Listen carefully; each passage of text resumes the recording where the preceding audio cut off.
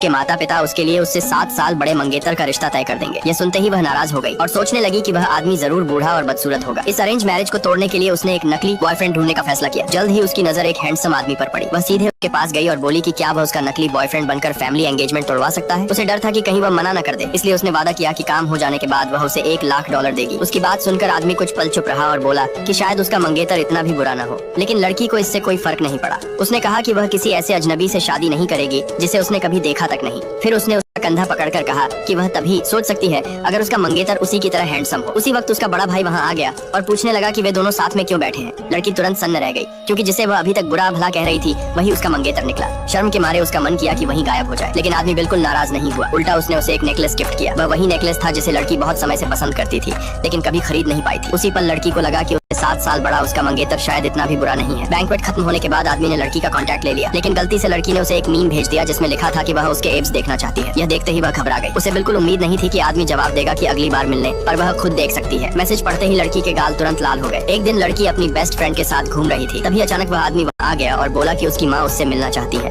हालात समझते ही उसकी बेस्ट फ्रेंड कोई बहाना बनाकर वहाँ से निकल गई। लड़की के पास उसके साथ घर जाने के अलावा कोई रास्ता नहीं बचा। घर पहुँचने के बाद आदमी की माँ को दोनों की जोड़ी बहुत पसंद आई और वह बार बार उनकी शादी की तारीख तय करने की बात करने लगी। लड़की समझ नहीं पा रही थी कि क्या जवाब दे, इसलिए आदमी तुरंत बीच में आ गया और बोला कि वह थकी हुई है और उसे आराम की जरूरत है। उस रात लड़की को सख्त बिस्तर की वजह से नींद नहीं आ रही थी, इसलिए वह आदमी के पास नया मैट्रेस मांग गई।